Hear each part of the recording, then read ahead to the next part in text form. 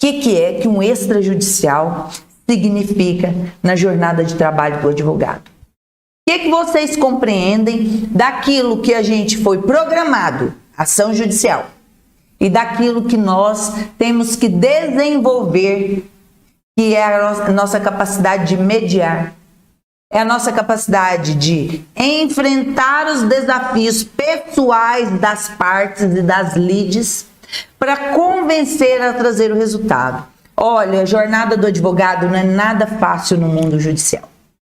Quando ele chama um terceiro, que é o juiz, para resolver uma lide, ele coloca na mão desse terceiro, que tem toga, que tem autoridade para isso, mas que é imparcial dentro de um problema e resolverá isso com a força da lei exclusivamente, sem avaliar as partes e dentro de um prazo que o próprio judiciário já considera aí mais de 2 anos para trazer o resultado. O que eu observei com isso? Que as instituições, elas estavam dentro de um quadro que ficava caótico quando ela jogava isso para dentro do judiciário. Por vários motivos isso se tornava caótico. Primeiro, porque se tornava caro. Ir para o judiciário é caro. Quantos clientes vocês já perderam? Porque ele não consegue pagar a custa processual. Quantos? Olha aí, o Rush falou o seguinte: precisamos entender os interesses e não apenas as posições. Exatamente, quebrar objeções. Porque as pessoas, elas têm os seus mitos, suas crenças. E as suas crenças atrapalham ela desenvolver um passo a passo nesse extrajudicial. Só que eu, dentro da instituição, aprendi que o pai, ele precisa de uma relação íntima dentro da escola para ele confiar na escola e colocar seu filho lá. O pai, ele não compra só um produto, uma prestação de serviço na escola. Ele compra a relação íntima de confiança para entregar seu bem mais precioso àquela instituição.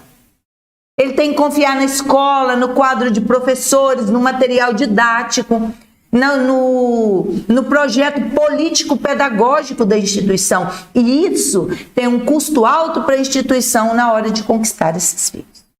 Ocorre que na hora de recuperar o crédito, os especialistas têm que ter em mãos e em visão de apresentação mesmo para essa instituição que você tem que ser continuidade dessa relação de prestação de serviço. O profissional que cobra um pai, sem ter essa visão, ele está fadado ao fracasso. Então o extrajudicial é o carro-chefe. E ele começa com o profissional, que tem que se abrir a ponderações e ouvir as duas partes. Quando vocês entendem esse processo e sabem que o honorário vem dessa relação, dessa preparação profissional que você precisa passar, afinal de contas, se você não especializa, você não é ninguém nesse processo, porque o gestor manja muito desse trabalho, o gestor manja muito de legislação voltadas para instituições de ensino, vai passar vergonha se não se preparar. Lembrando que quem vai buscar recuperação de crédito dentro da instituição tem que estar preparado para pegar uma coisa bagunçada. Ninguém vai pegar coisa lindinha, arrumadinha lá na instituição, não.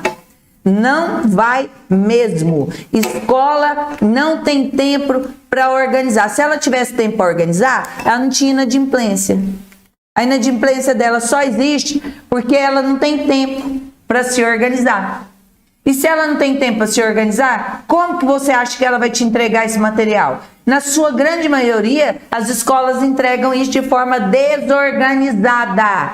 Mas se a escola é desorganizada, o meu profissional, o meu colega, o meu aluno é obrigado a ser organizado. Ele é obrigado. Por quê? Porque um aluno meu não pode chegar na instituição e achar que vai pegar tudo de mão beijada. Ele vai iniciar o processo de recuperação de crédito extrajudicial, o passo a passo começa com a busca da documentação dentro da instituição.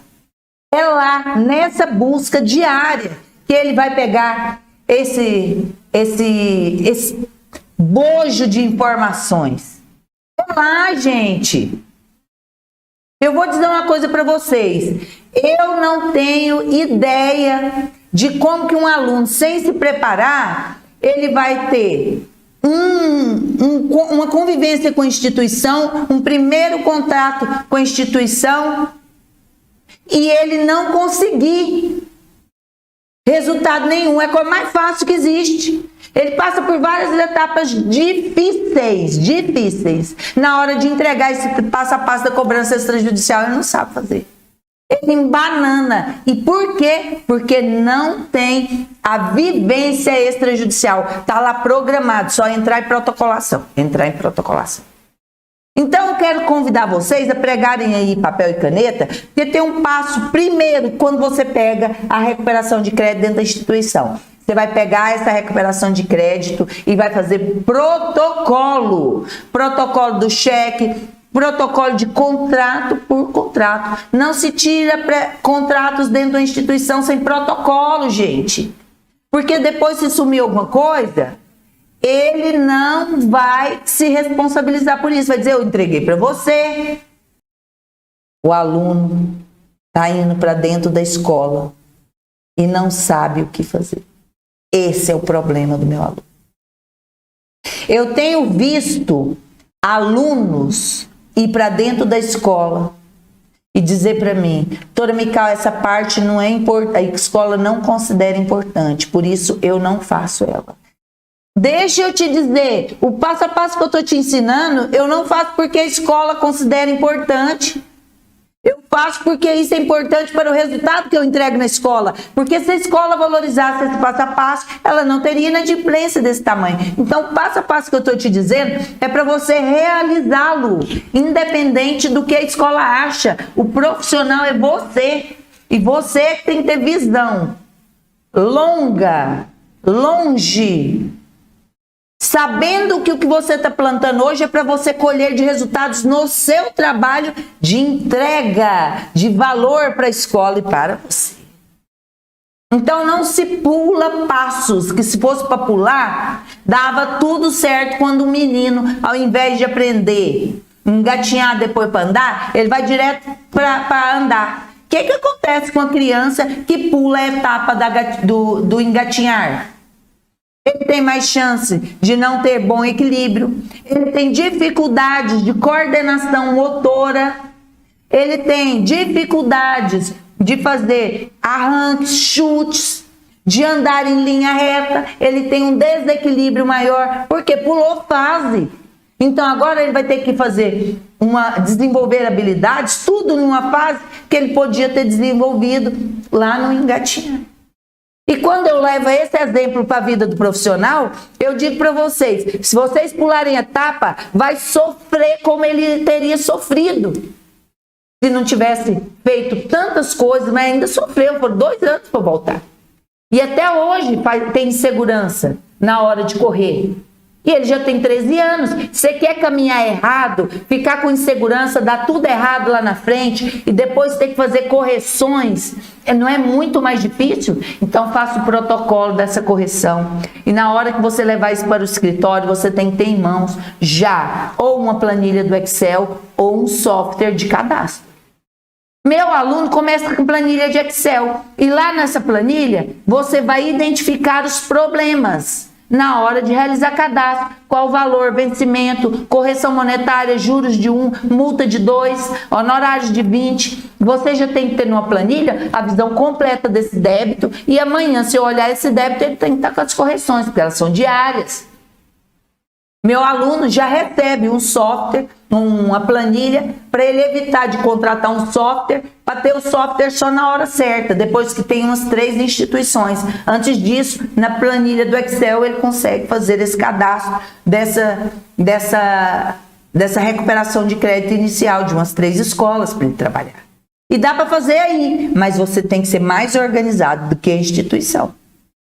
E outra coisa, é no momento do cadastro que você vai fazer uma avaliação daquilo que tem prescrição, quais as falhas do título, quais os dados que não vieram, o pai tem contato, o pai não tem, é mãe que assinou, é pai que assinou, foi a avó que assinou, é hora de fazer reconhecimento da área. Qual é o perfil do título que você está recebendo? É no cadastro que você vai desnudar o título e vai colocar ele dentro daquilo que você precisa para os primeiros contatos com esses pais.